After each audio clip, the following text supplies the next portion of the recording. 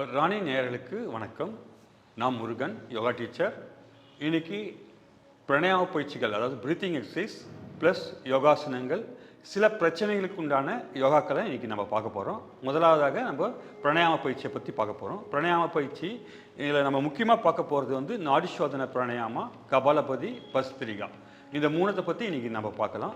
இப்போ பிராணாயாம பயிற்சி எதுக்கு பண்ணுறோம் அப்படின்னு கேட்டிங்கன்னா, நம்முடைய லங்ஸுடைய வைட்டல் கெப்பாசிட்டியை இன்க்ரீஸ் பண்ணுறது. ஆக்சுவலாக 4.5 லிட்டர்ஸ் நம்மளுடைய வைட்டல் கெப்பாசிட்டி இருக்கணும். யாருக்கும் அவ்வளோ இருக்கிறது கிடையாது. இப்போ நேச்சரில் எல்லாருக்கும் வந்து 2.5, 3 அவங்களுடைய ஒர்க்குக்கு ஏற்ற மாதிரி இருக்கும். ஸோ அதை எக்ஸ்பேண்ட் பண்ண போகிறோம். ஸோ ஆட்டோமேட்டிக்காக லங்ஸோட கெப்பாசிட்டி இன்க்ரீஸ் ஆச்சுனாவே ஆக்சிஜன் லெவல் இன்க்ரீஸ் ஆகும். ஆட்டோமேட்டிக்காகவே உங்களுடைய ஸ்ட்ரெஸ் லெவல் வந்து குறைஞ்சிடும்.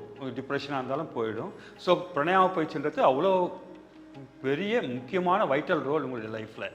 ஸோ பிராணாயாமம் வந்து நாட் ஒன்லி ஃபார் ஃபிசிக்கல், உங்களுடைய ஸ்பிரிச்சுவலுக்கும் யூஸ் ஆகும் உங்களுக்கு. பட் இது பண்ணக்கூடிய வேலை டைம் என்னன்னு கேட்டிங்கன்னா, ஏர்லி மார்னிங், ஆஃப்டர்நூன், ஈவினிங், இந்த 3 வேலை பண்ணலாம். பட் அப்போ எம்டி ஸ்டொமக்கில் தான் நீங்கள் இந்த பிராணாயாம பயிற்சிகளை பண்ண போகிறோம். முதலாவது நம்ம பார்க்க போகிறது வந்து நாடி சோதனை பிராணாயாமா. நாடி சோதனை பிராணாயாமானது நத்திங் பட் நாடி சுத்தி பிராணாயாமா. நாடிகள்ன்றது என்னென்னு கேட்டிங்கன்னா, நம்மளுடைய நர்வ் சிஸ்டம். 72,000 நாடிகள் நம்ம உடம்புல இருக்குன்னுவாங்க. இந்த நர்வ் சிஸ்டத்தை வந்து கரெக்டாக பர்ஃபெக்டாக பிராணனை ஓணும். நம்முடைய வைட்டல் எனர்ஜின்னு சொல்லக்கூடிய உயிராற்றல் மூலாதாரத்தில் கீழே இருக்குது. அந்த உயிராற்றல் வந்து உங்களுக்கு பர்ஃபெக்டாக எல்லா இடத்துக்கும் போச்சுனாவே நம்ம உடம்புல எந்த நோயும் கிடையாது. அப்போ அதை கரெக்டாக கொண்டு போகிறதுக்கு எப்படி நம்ம கொண்டு போகணும்னு நமக்கு தெரியாது. அதுதான் சித்தர்கள் வந்து ஒரு ரகசியமாக பண்ணாங்க. மூச்சு பயிற்சி பண்ணும்போது ஆட்டோமேட்டிக்காக அதை கரெக்ஷன் பண்ணலாம் அப்படின்னு பார்க்குறாங்க. அப்போ அந்த மூச்சு பயிற்சியில் நம்ம பேசிக்காக பண்ண போகிறது வந்து நாடி சுத்தி பிராணாயாமா. இந்த நாடி சுத்தி பிராணாயாமான்றது என்னன்னு கேட்டிங்கன்னா, இடது பக்கம் இழுத்து வலது பக்கம் விட போகிறீங்க, வலது பக்கம் இழுத்து இடது பக்கம் பண்ண போகிறீங்க. இப்போ இடதுன்றது சந்திர நாடி, வலதுன்றது சூரிய நாடி. ஸோ இதில் ஆல்டர்னேட்டாக நீங்கள் பண்ண போகிறீங்க. அதாவது ஏற்றி இறக்கி இருகாலும் பூரிக்கும் காற்றை அளக்கும் கணக்கறிவாளர். யாருக்கும் இந்த காற்று எவ்வளோ இழுக்கணும் எவ்வளோ வேணும்னு தெரியாதான். பட் அந்த காற்றை அளக்கும் கணக்கறிவாளருக்கு கூற்றை உரைக்கும் புரியுதானா, யமனையே உரைச்சிடலாமா.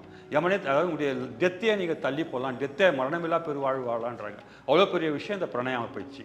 ஸோ அது நாடி சுத்தி பிராணாயாமம் எப்படி பண்ணுறதுன்னு இப்போ பார்க்குறோம். இதை வந்து நீங்கள் அட்லீஸ்ட் 10 to 20 மினிட்ஸ் பண்ணணும். நீங்கள் ரெகுலராக 1 நிமிஷத்துக்கு 15-16 மூச்சு நம்ம விடுறதை வந்து நீங்கள் 1 நிமிஷத்துக்கு 2 மூச்சு விடும்போது என்ன ஆகுனா, ஆட்டோமேட்டிக்காக உங்களுக்கு 13 மூச்சை நீங்கள் மிச்சப்படுத்துறீங்க. அப்போ ஹார்ட் ரெஸ்ட் எடுக்குது. ஹார்ட் ரெஸ்ட் எடுக்கும்போது என்ன ஆகுனா, பிறந்தது உங்களுக்கு ரெஸ்ட் எடுக்காத ஒரே ஆர்கன் ஹார்ட். அப்போ அது வைட்டலைஸ் ஆகுது, ரொம்ப நாளைக்கு வரும். நீங்கள் பார்த்தீங்கன்னா, ஆமை 1 நிமிஷத்துக்கு 2 மூச்சு வாங்கும். பைத்தான் பாம்பு சொல்கிறது ஒரு நிமிஷத்துக்கு ஒரு முறை அது மூச்சை விடும். அது 1000 வருஷம் உயிர் வாழும். ஆமை 500 வருஷம் உயிர் வாழும். நாய்கள் வந்து 32 முறை மூச்சு விடும். அது பார்த்தீங்கன்னா ஒரு 16 வருஷம் தான் உயிர் விடும். மனிதன் வந்து 100-120 வயசு வரைக்கும் உயிர் வாழலாம், நம்ம 16 முறை விடுறதால. ஸோ நீங்கள் இப்போ மூச்சை எந்த அளவுக்கு குறைக்கலோ அந்த அளவுக்கு நம்ம வந்து லென்த்தியாக நம்ம லைஃப்பை வந்து லைஃப் ஸ்பேனை இன்க்ரீஸ் பண்ணிட்டு போயிடலாம். ஓகே, இப்போது நம்ம இந்த மூச்சை எப்படி பண்ணுறதுன்றதை பாருங்கள். 2 கையும், இந்த கையில் 2 விரலையும் இப்படி மடக்கிங்க. ரைட் நாஸில் க்ளோஸ் பண்ணிக்கிறீங்க. லெஃப்டில் மெதுவாக மூச்சை இழுக்கிறீங்க. அந்த மூச்சை இழுக்கிறது கொரட்டை விடுற மாதிரி இழுக்கணும்னு நான் சொல்லியிருக்கேன். அது மெதுவாக இழுக்கிறீங்க. இழுக்கும்போது இங்கே வைப்ரேஷன் உண்டாகணும்.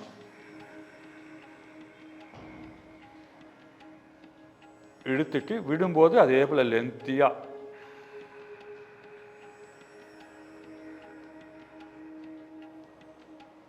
கம்ப்ளீட் கார்பன் டை ஆக்சைடு வெளியில் வந்துடணும். மறுபடியும் மெதுவாக இந்த சைடில் இருக்கு.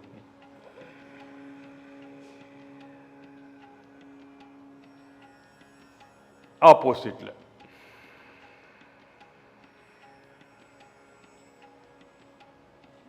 ஸோ இது ஒரு சர்க்கிள். லெஃப்டில் எடுத்து ரைட்டில் விடுறீங்க, ரைட்லேருந்து லெஃப்டில் விடுறீங்க. இது ஒரு சர்க்கிள். இது போல் நீங்கள் ஒரு 10-20 நிமிஷம் செஞ்சிங்கன்னா உங்களுடைய vital capacity of the lungs வந்து நல்லா இன்க்ரீஸ் ஆகும். கொரோனாவில் கூட நிறைய பேர் லங்ஸ் பாதிச்சிருப்பாங்க. இது பண்ண அவங்க லங்ஸ் நல்லா ஆகும். லங்ஸுக்கு வந்து எந்த அழிவும் வராது. லங்ஸுக்கு இருக்கக்கூடிய அந்த ஸ்பூட்டம் கூட வெளியே எக்ஸ்க்ரீட் ஆகிடும். உங்களுக்கு லங்ஸை சளி பிடிக்கிறது கூட போகும் உங்களுக்கு. அது மட்டும் கிடையாது, ஸ்பிரிச்சுவல் பவர் இன்க்ரீஸ் ஆகும், ஃபேஸ் தேஜோஸ் ஆகும் உங்களுக்கு. அடுத்தது நீங்கள் பண்ண போகிறது கபாலபதி. அதாவது கொல்லன் உண்டு, துருத்தி உண்டு, சொர்ணமான ஜோதி உண்டுன்னு சொல்லுவாங்க. கொல்லன்னா அந்த ஆக்சுவலாக என்னென்னா, இந்த கலாய் பூசுறவங்கன்னு சொல்லுவாங்க. அந்த காலத்தில் வந்து பாத்திரங்களுக்கு கலாய் பூசுவாங்க. அவனுக்கு பேர் கொல்லன் பேர். அவன் என்ன பண்ணுவான், ஒரு பை மாதிரி இருக்கும். அந்த பையை வந்து எடுத்துகிட்டு இந்த சைடில் நெருப்பு வரும். அதை காற்றை இழுப்பான், அழுத்தும் போது காற்று வரும். காற்று வரும்போது அங்கே நெருப்பு வச்சுருப்பான். அது ஜுவால், அது வந்து நிறைய அங்கே தீ வரும். அதுபோல் துருத்தின்றது நம்ம உடம்புல இருக்கக்கூடிய அந்த லங்ஸு. கொல்லன்றது நம்ம வந்து மூச்சை இழுத்து விடும்போது அந்த ஜோதி வருது இல்லைங்களா, அது சொர்ணம் தங்க நிறமான ஜோதி வரும்னு சொல்லுவாங்க. அந்த அளவுக்கு உங்கள் கபாலம் வந்து ஒளிர் விடுமா, உங்களை சுற்றி ஒரு ஆரா வந்து ஃபார்ம் ஆகும். அது எப்படி பண்ணுறதுன்றதை நான் இப்போ சொல்கிறேன். மூக்கு நுனியில் த்ரோ பண்ணும். மூக்கு நுனியில் எப்படி த்ரோ பண்ணுறீங்கன்னா பாருங்கள், ஒன்லி எக்ஸேல் தான், இன்னேலே கிடையாது. அதை ரிலாக்ஸாக பண்ணுங்க. அது பண்ணும்போது ஸ்டொமக் இன்னரில் போகணும், டயஃப்ரம் மேலே போகணும். பாருங்கள், அவ்வளோதான்.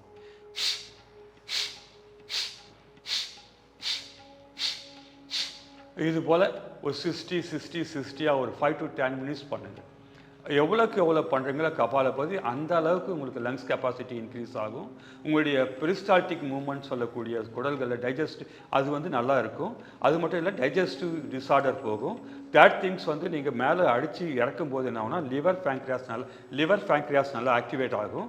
அது நல்லா ஒர்க் ஆகும். சைனஸ் கேவிட்டி எல்லாம் கிளியர் ஆகும். ஸ்பிரிச்சுவலாக பார்க்க போனால் எனர்ஜி மேலே ஏறும், குண்டலி சக்தி மேலே ஏறும், மேலே ஆரா ஃபார்ம் ஆகும். உங்களை சுற்றி உங்களுக்கு கண்ணுக்கு தெரியாத ஒரு ஆரா ஃபார்ம் ஆகும். இந்த அளவுக்கு இதில் ஒரு பெனிஃபிட் இருக்குது கபாலபதியில். இதை வந்து 10 to 20 மினிட்ஸ் பண்ணுங்கள். அதாவது 1 hour அட்லீஸ்ட் பிராணாயாமம் ரெகுலராக நீங்கள் பண்ணுறது கற்றுங்க. 5 to 6 மார்னிங் பண்ணிங்கன்னா ரொம்ப ரொம்ப நல்லது. கிரக நிலையிலேருந்து அப்படியே போயிடுங்க. நீங்கள் எல்லா கோயிலும் போக வேணாம், நீங்கள் தான் கோயில். உங்களை சுற்றி நீங்களே செஞ்சுக்கிற மாதிரி இது. நீங்கள் கோயிலை சுற்றுற மாதிரி நீங்கள் எவ்வளோக்கு எவ்வளோ பண்ணுறீங்களோ அந்த அளவுக்கு உங்கள் கிரக நிலையை நீங்கள் வந்து எடுத்துடலாம்.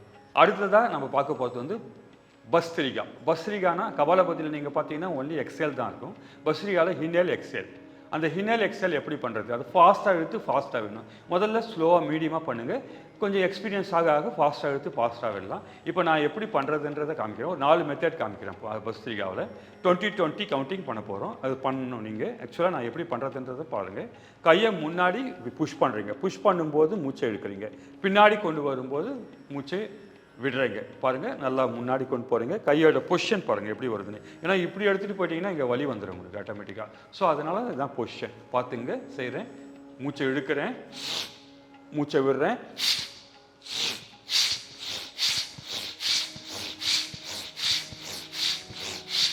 இது ஒரு மெத்தட். இது ஒரு 20 to 30 கவுண்டிங் பண்ணிக்கிறீங்க. இது முடித்த உடனே நல்லா மூச்சை இன்ஹேல் பண்ணுறீங்க.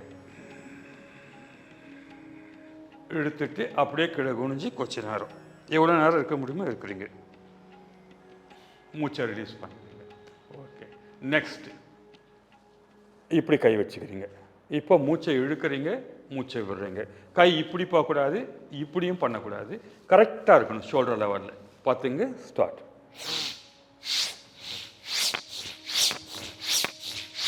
இது ஒரு மெத்தட்.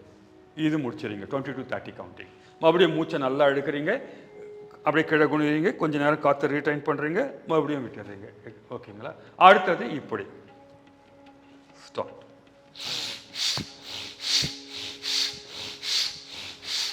ஓகே, இது போல் ஒரு 20 to 30 டைம்ஸ். முடித்த உடனே நல்லா மூச்சை இன்ஹேல் பண்ணுறீங்க, கீழே குனிறீங்க.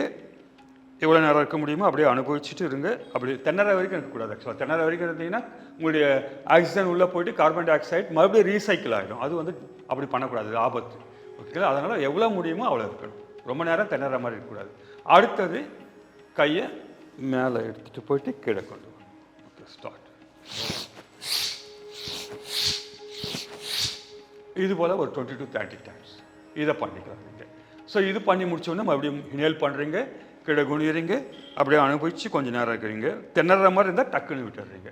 திணறதுனாவே உங்களுக்கு ஆக்சிஜன் இல்லைன்னு அர்த்தம். கார்பன் டை ஆக்சைடு திருப்பியும் உள்ளே போயிடக்கூடாது ரத்தத்துக்கு. ஸோ அப்போ ஃப்ரீ ஆகிடுங்க. இதுதான் பஸ்திரிகா. எப்போது இந்த கபாலபதி பஸ்திரிகா பண்ணுறதால உங்களுக்கு இந்த சைனஸ் கேவிட்டி கிளியர் ஆகுது, உங்களுடைய குடல்கள் வந்து ஸ்ட்ரென்தன் ஆகுது, லிவர் பேங்க்ரியாஸ் ஆக்டிவேட் ஆகுது. அது மட்டும் இல்லை, செரோட்டோனின் வந்து நல்லா சுரக்க ஆரம்பிச்சிடும், ஒரு ஹாப்பினஸை கொடுக்கும்.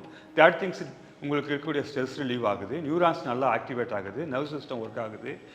இவ்வளோ பெனிஃபிட்ஸும் இதில் இருக்குது. இதை நீங்கள் செஞ்சுட்டு இந்த பலனை நீங்கள் அனுபவிக்கணும்னு நான் கேட்டுக்கிறேன்.